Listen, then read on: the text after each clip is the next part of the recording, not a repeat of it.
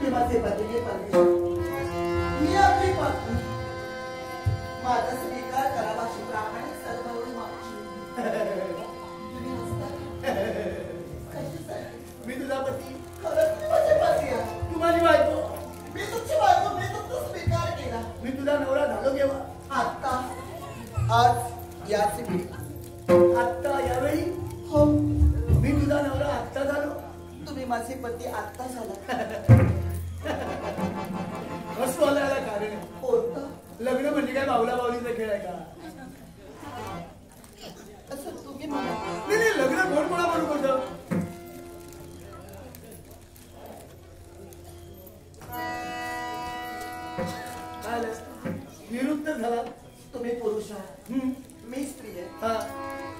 पुरुषाचं आणि स्त्रीचं लग्न होतं एवढं मला नाही. मी कुठे म्हटलं पुरुष पुरुषाबरोबर लग्न करतो, स्त्री बरोबरच करतो. मान्य मला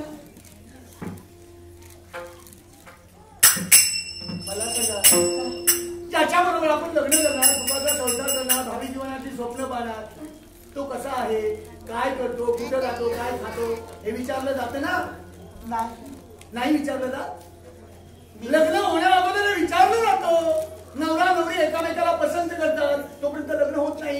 आणि लग्न हा सोपस्कार नव्हे, तो एक संस्कार आहे.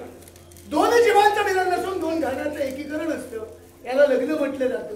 तुम्ही याला लग्न म्हणता ना, ते लग्न नव्हे, हा लुटूपुटूचा खेळ झाला. पण मी विचारलं तू मला नाही.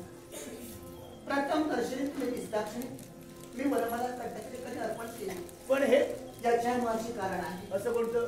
एकच 18 विश्व दारिद्र्य भोगत असताना आमच्या चौकडीत नारदमुनीचा अर्पण झाला. नारद मग त्रिकाध्याय काय सांगितलं त्यांनी?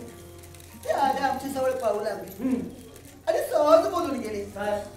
हे दुःख दारिद्र्य दूर जायचं असेल तर तुझ्या जीवनात चांगले दिवस यायचे असतील तर प्रातःकाळी उठून सच्चिदाचं स्नान कर, शिवमंदिरात जा. शिवमंदिरात जाऊन देवाची पूजा करत असताना, भक्ती करत असताना प्रथम दर्शनी जो पुरुष भेटेल त्याच्या कंठस्थेकाने वरमाला घाल आणि पती म्हणून स्वीकार. पण ज्या ती त्रिकांताने मनात जे सांगितलं, मार्गदर्शन केलं, त्या मार्गदर्शनाखाली मी वागले. माझं काय चुकलंय? मी हसलो ते बरोबर हसलो. मी मुळीच चुकीचं नाही आला. कारण तुम्हाला हा मार्ग कोणी सांगितलं? नाही. ज्याला घर ना, दाग ना, बायको ना, मुलं, त्याने सांगितलं तुम्हाला संसार करा म्हणून.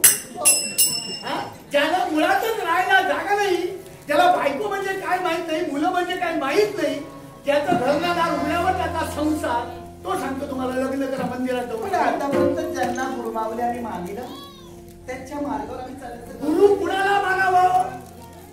तो तिमिरातून तेजाकडे येतो तो गुरु. जो अंधकारात चाचपडत ठेवायला लावतो तो गुरु. पण त्यांनी मार्ग दिला, त्या मार्गाने चालण्यासाठी तयार झाले. अहो, पण ज्याच्या समवेत लग्न झालं, ज्याच्या समवेत तुम्ही सुखाचा संसार करण्याची स्वप्न पाहता, तो काय करतोय माहितीये तुम्हाला? नाही. बरं, तुमचं नाव तरी समजेल आम्हाला. माझं नाव चंद्रिका. चंद्रिका? हो. आई बापानं देवाला साधन शोधल्याचं नाव ठेवलं, नाव ठेवायला जागा शिल्लक नाही. जन्म कुठल्या घराण्यात? चर्मकर. काय? हो भाई, फार वरची मजल मारली तुम्ही. दूरवरचा प्रवास केला धडा. तुमचा जन्म चर्मकार घराण्यात झाला. माझा जन्म कुठे झाला माहिती नाही माहित ना. म्हणूनच म्हटलं, कुठलीही गोष्ट विचारांती केली असता विचार घडत नाही. माझा जन्म ब्राह्मण कुलात झाला. ब्राह्मण मी ब्राह्मण. मग ब्राह्मण घराण्याच्या आणि चर्मकार घराण्याची सोयी होईल का? पण आता मी म्हणूनच म्हटलं, ज्याला घर नाही, दार नाही, संसार नाही, त्याचा सांगणं तुम्ही ऐकलं. त्याच्या सांगण्यावरून लग्न करायला निघाला.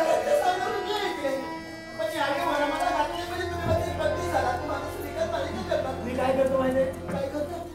मी दारू पितो, वेश्याच्या वाडीवर जातो, वेळ प्रसंगी सट्टा जुगार खेळतो, श्रीमंत माणसाला लुटतो, काळोख्या रात्री दरोडा घालतो. मी ब्राह्मण तरी एका दरोडेखोराबरोबर सुखाचा संसार करू शकतो. पण स्वामी, मी तुमच्या या जीवनात आले एवढेच नव्हे, तर त्या परमेश्वराने तुमची माझी ब्रह्मगाठ बांधली. मी तुमच्या जीवनात पदार्पण केल्यानंतर तुम्ही जे व्यसन करता यातून नक्की काहीतरी चांगला मार्ग मिळेल. मी नक्की सांगू शकते. म्हणजे तुम्ही माझ्या परिवर्तन देणार? मी परिवर्तन मी घडवून आले. हो बाई, आपल्या माहितीसाठी एक गोष्ट सांगतो. 72 कोटी रोग आणि 73 कोटी औषध. विधात्यानं रोगापेक्षा 1 कोटी औषधं जास्त ठेवली. पण या विश्वाच्या पाठीवर अशी एकच गोष्ट आहे, तो देव असो, दानव असो, मानव असो, स्वभावाला औषध नाही. त्यामुळं माझ्या स्वभावात बदल करण्याचा प्रयत्न तुम्ही करू. मी बदलले, आत्मविश्वास केले. पण आत्मविश्वास नाशाला कारणीभूत ठरत असतो आणि विश्वासाच्या बरोबर शिखर गाठता येतो. हे माझ्या जीवाच्या जीवा, हे माझ्या गुलाबाच्या गुलाब. क्षणभर का असे ना, आम्ही तुमची परीक्षा घेतली.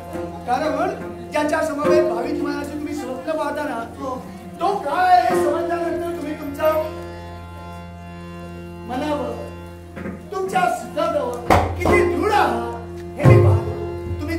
तुम्ही जर खरं करत असाल, खरंच तुम्ही जर माझ्यावर विश्वास सार्थकी लावत असाल, तर मी आपल्याला भरवशाच्या शब्दात सांगतो, या विश्वाच्या वाटेवर असणारं प्रत्येक सुख मी तुमच्यासाठी वेचेन. हो ना? तुम्हाला हवं नको ते. आणि मी तुम्हाला सांगितलं सुखाच्या प्राप्तीसाठी मी वाटेल तो प्रयत्न करेन. दुःखाकडे जाण्यासाठी तत्पर होईल. एवढंच कशाला, तुमच्यासाठी वाटेल ते करण्यासाठी मी तयार होईल. आणि तुम्हाला त्रास मी मुळीच देणार. अरे बाबा, हा, जेणेकरून माझ्याकडून सुख मिळेल याकडे मी लक्ष देईन. आणि त्या परमेश्वराला एकच सांगेन, सर्वात माझा करण्याशिवाय माझ्यावर देऊ. आणि रडत राहायची माझ्या रडत नाही, आनंदाचा वर्षा तुमच्यावर देऊ. फक्त माझा विचार. सुखदेव मला सौभाग्याच्या झाला. दोन मनसृंखलाला एकत्रित गुंतली करी म्हणजे प्रेम होय. आणि ते प्रेम मी तुमच्यावर केलंय. निस्वार्थी मनाला मी तुमचा स्वीकार केलाय. प्रेमी उपजलं भावना, प्रेमी निर्वाहाचं देणं, प्रेमी मर्मबंधापैकी ठेवाय. या विश्वाच्या वाटेवर डोळे मिटून प्रेम करते तिला प्रेयसी म्हटलं जातं. बरोबर. डोळे उघडे ठेवून प्रेम करते तिला मैत्रीण म्हटलं जातं. डोळे वटारून प्रेम करते तिला बायको म्हटलं जातं. आणि आयुष्याच्या अंतापर्यंत डोळे मिटेपर्यंत ती प्रेम करते तिला आई म्हटलं जातं. तुम्ही डोळे वटारून आमच्याबद्दल प्रेम करत असाल ना, तर त्या प्रेमाचा स्वीकार करायला आम्ही तयार आहोत. आपण स्वीकार करणार. सचा बोलणारे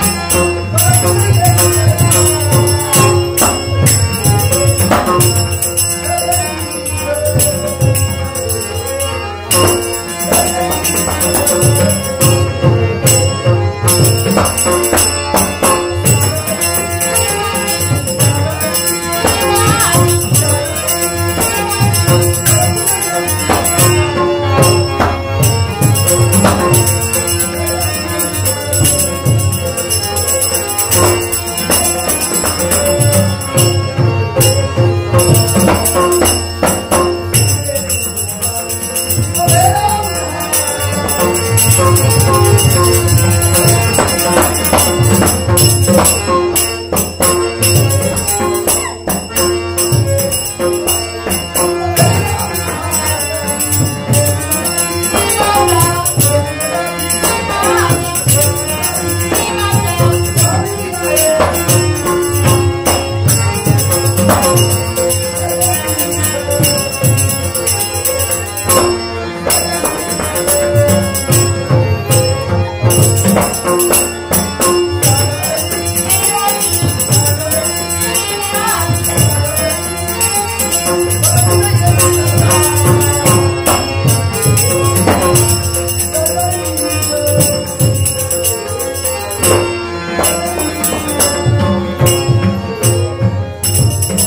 खरंच काय म्हणावं ते तुम्हाला?